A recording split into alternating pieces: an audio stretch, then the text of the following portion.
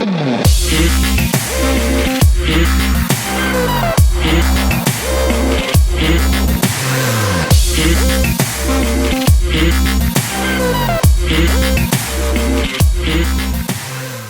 guys, so a few months ago I actually made a fun video on Peter McKinnon, and the most common question I actually got from you guys was, how did I make that introduction?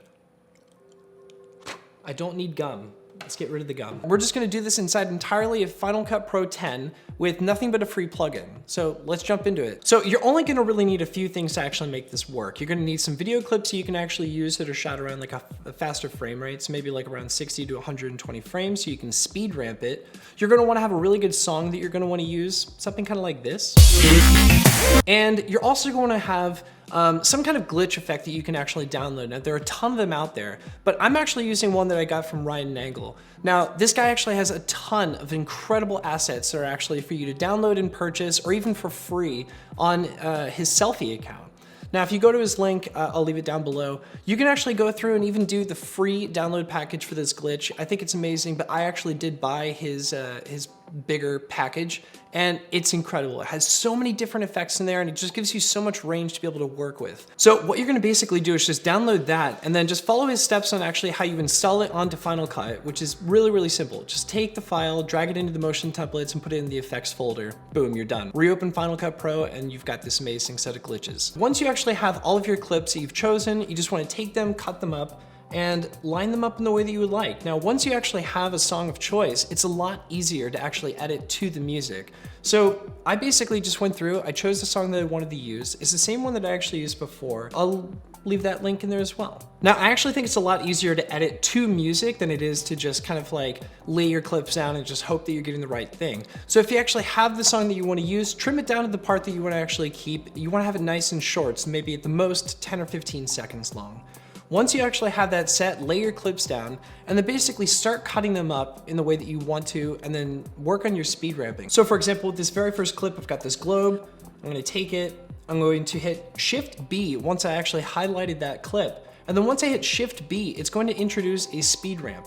Then I'm gonna go a little bit further to where I actually want it to end, which is kind of toward the end. I just wanna have like a nice little slow part. I'm gonna hit Shift B again. And then the middle clip is basically the part where I'm going to introduce the ramping. So I've already slowed this clip down. So everything is already slowed down 40%. So now the middle clip, I'm just gonna drag it. I'm just gonna grab the end cursor, I'm gonna drag it in. I'm gonna just find it to the part where the beat is actually hitting next. From that point, I already know that when it goes back into the next clip, it's gonna seamlessly blend in, going from really slow into really fast and then slow again, right on the beat, which is what I wanna have. You're basically just gonna go through the process of doing that for every clip that you wanna do. Some of these I even actually just put like a reverse effect to it. Nothing really crazy, but it's just really nice to be able to be a little creative with your clips, especially with an introduction. You want something that's just gonna pop right away and get someone's attention. So the next thing you wanna do is actually go to the top left of Final Cut, and you're gonna see a little T button. When you push that, your titles and generators are gonna open up. And basically from there, just go to the generators tab, go down to elements, click on shapes, drag that on the very top of your timeline. You're gonna lay that across the entire top of your clip, and then basically just go up to the inspector, click on that. You're gonna change the shape into a square. You're gonna take off the fill, and basically from there, you're just gonna change the color of your square. And from here, you can actually change the thickness of the lines, you can actually change the scale aspect ratio, and even where you wanna have it. But right in the center is not bad. I'm just gonna bring this down just a little bit. And then on the inside of that, you're just gonna grab another text and you're just gonna introduce your logo or whatever you want it to say. So I'm just gonna use my signature, what I was using before. And you're basically just gonna go in there and just kind of keep doing this until you add like the text and the titles and things like that that you wanna have, so that you have basically like a logo of your own. And then once you actually have all these done, you're gonna highlight your shapes, your text, your logo, anything on the very top. You're gonna select them with Command and select them all. And then you're basically gonna hit Control, click it, and then hit New Compound Clip. And then from there, you can just label this whatever. Okay. Now this is all one compound clip. So anything that I do to the actual clips below it are gonna be affected, but anything I do inside of there is gonna be isolated and affected itself. You can even go further and actually go inside of that compound clip and specifically target you know, like maybe just one particular text with the glitch or the whole thing. However you want to do it, it's really simple this way though, because everything is kind of in its own little folder. Now that you've got things actually a little organized and stuff, this is where we can actually start to do a little more color grading and things like that. So initially, before I even do anything else, I like to actually color balance all of my video footage, make sure everything kind of looks a little bit the same, it's all about the same grade, but just making sure that like my exposure is okay and you know, it's not like completely black or something stupid like that. Now, if you actually look at Peter McKinnon's videos, or if you want to just do this on your own, you're gonna notice that there's actually like a very specific tint affected to like the entire thing on certain clips. That's so simple to do. You just basically go into your clip, and then you can just use either Color Finale, which is actually the editing tool that I use for my color grading. Or if you wanna use a free one, just go to the color tab, click on color board, drag it onto your clip. And then from there, you can actually really simply just click on that, and then you can completely adjust the overall aspect of how you want it to look. And when I'm doing this, I'm actually grabbing the global tab, which is like the big one on the left. You grab that and it's just gonna affect the entire aspect of everything. So it's all gonna be the same color. So in the shadows, the highlights, and the midtones. So if you do that, it's actually the simplest way to do this, but it's also the basic way of how you do any color grading, just except you're affecting maybe just the shadows in particular, just the highlights, and you can get really weird with this stuff too, so it's a lot of fun. Okay, so now that we basically applied this like kind of color grade across each of the different clips, making it just a little more interesting, we're gonna be able to go through now and just kind of like spice it up a little bit and start adding those glitches in the very specific ways that we want.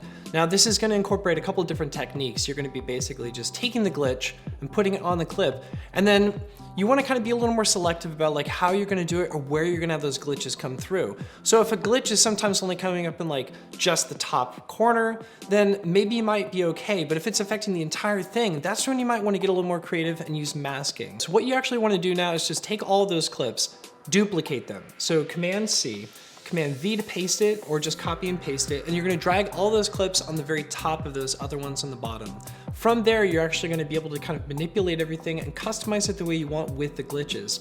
So in this example, let's say like I'm using glitch effect number 13 on this first clip. I really like it, I think it's actually really cool, but it affects the entire screen instead of just certain little parts, and I just don't really want that. Then I'm gonna basically just be taking my draw mask tool, I'm gonna drag that on the top clip as well, and then from there I can actually just mark out specifically where I actually want the effect to take place. So it's only gonna be affecting a certain part of that corner, whereas the bottom clip below is actually gonna be untainted and unaffected. So that bottom clip is gonna run normally as it was before, whereas the duplicated top clip is actually gonna be the affected one, and you're gonna be masking out what you don't want. Now, if you want the whole thing affected, that's fine, but this just kind of gives you that approach of where you can actually customize things a little bit more. Another really awesome and easy way for you to use glitches in this is actually gonna be using adjustment layers. Now, you can do this in After Effects or in Premiere Pro, but in Final Cut, we actually don't have a native adjustment layer thing, but Ryan Nangle actually does have an adjustment layer that you can actually download from his site for free. Now, if you use that, you just install it into your program, and then you can actually drag that on top of the clips wherever you want it to be. So for example, I want to transition between two different clips using a glitch. Now, this is something you can't really do with just like dragging it on the whole clip because it's going to affect the entire clip. But with the adjustment layer, if you put the effect on the adjustment layer, it's only going to affect what's underneath that adjustment layer. So using the adjustment layer, I'm actually going to take that, I'm going to put it on top of these two clips right as a transition, and then basically I can just go back, grab my glitch effect, drag it onto the adjustment layer, and then anything in that section is just gonna be affected as a transition into the next clip. This is such a simple way to be able to do this. Okay, so let's actually just assume that like your entire clip right now is just glitching like crazy and you've got everything really cool, but you're noticing that actually the text and the shape itself aren't really doing anything. They're sitting by themselves and they're kind of boring. That's because it's above all of the effects. You actually wanna go inside of your compound clip and just do the exact same thing. So what we're gonna do is we're gonna go in here, use the blade tool, and we're just gonna kind of cut apart certain sections, okay? So let's say like right here, Command B, Command B. I've isolated this clip now in the text. So I'm basically gonna be doing the exact same thing. I'm gonna take my glitch effect, I'm gonna put it in the top layer, I'm gonna take my mask tool, I'm gonna put that on the top layer, and then from there, I'm actually just gonna pen tool exactly where I want it to be. I think it's actually really cool when you kind of cut into the text and make it and split it so that like only half of the text is glitching and stuff, but hey, it's your show. You can do whatever you want. But just be mindful that like you can even feather things. You can actually have a whole lot of power with the masking tool to make it so that only certain aspects of what you're seeing is actually affected. All right, guys, and that's basically it for this video. It's a really simple and fun thing that you guys can do yourself. So get out there, get some really awesome clips, find a song that you dig, and get some glitches on in your life. Now again, I'm using Final Cut Pro for this, and I actually went and downloaded the Nangle program. Now he actually offers a ton of different things, but this one is available for free. He has so many different amazing programs and different downloads that you can actually get from his selfie site. Again, I'm gonna link all that down below. But if you guys can, check out his channel and get out there and create some amazing stuff, guys. It's really simple and fun to be able to do yourself, and it's a lot better than just downloading a different program to just do it all for you. So the more you know, the better it's gonna be for you. And hopefully you guys enjoyed this video, because if you did, I would really love it if you would take the time to like, leave me a comment down below, and if you haven't already, subscribe to this channel, because I just can't wait to grow this community with you guys. But until next week, I'm Bobby Hicks, and I'm this fellow.